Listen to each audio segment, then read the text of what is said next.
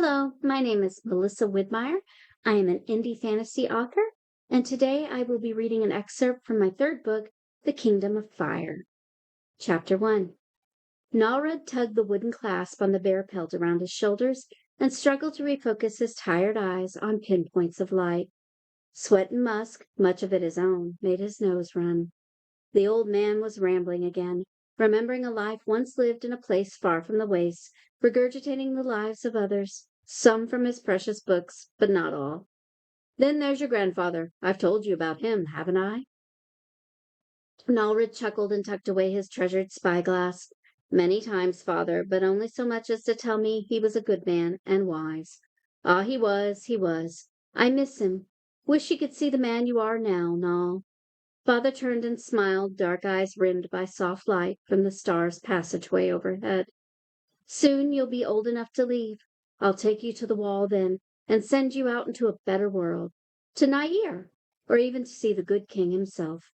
Nalred sighed and glanced at their cart. They'd been to the border of the wastes many times, mostly for things not found while hunting and trapping, like wool for clothes and blankets. On each trip, Father spoke prophetically, usually about Nair, the king, and leaving. Noel liked horsing around with the old boys at the wall, but they weren't as interesting as the wild countryside or the encouraging chants from Spirited Wind as she caressed his neck. I don't want to go.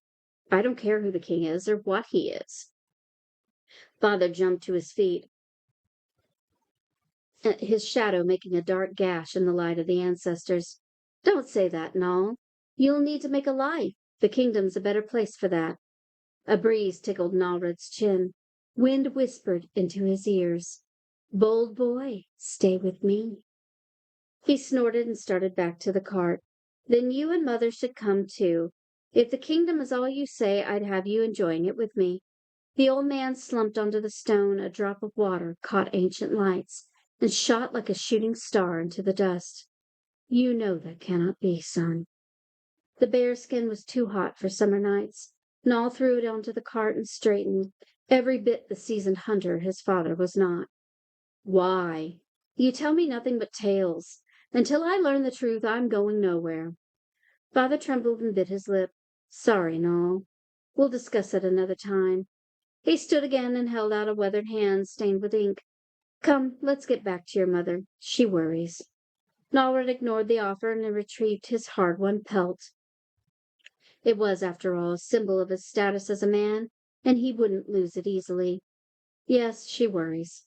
Always. They grabbed opposite ends of the cart, dragging their supplies up and over rocky outcroppings, and past gnarled, windswept sycamores. The light of a lantern bounced over the scenery, but it was there out of reverence for the night only. Nalred could make his way through this countryside blindfolded. As they neared the cabin, his mood cleared. He took in the lightly chilled air and let it fill his able lungs. Nall shivered, but the tingle was pleasant. Mother will be excited to see the black wool, he thought. She'll need a new wrap this winter. They had traded a large swatch of honeycomb for the soft bundle. Honeycomb Nalred had procured himself. He was particularly proud of that find and of this purchase. With the basket in one arm, he leapt onto the porch and threw open the door, a wide grin over his scruffy face. Mother, the men have returned, and we've found you a treasure. She was near the clay oven, gray wool dress dangling over her feet. Her head was slack, and gray-brown ringlets covered her face. A long cord rose from the curls and climbed into the cottage ceiling, where it clung to a sturdy beam. Nalred dropped the basket and stared. The bearskin pressed down, drowning him in shock.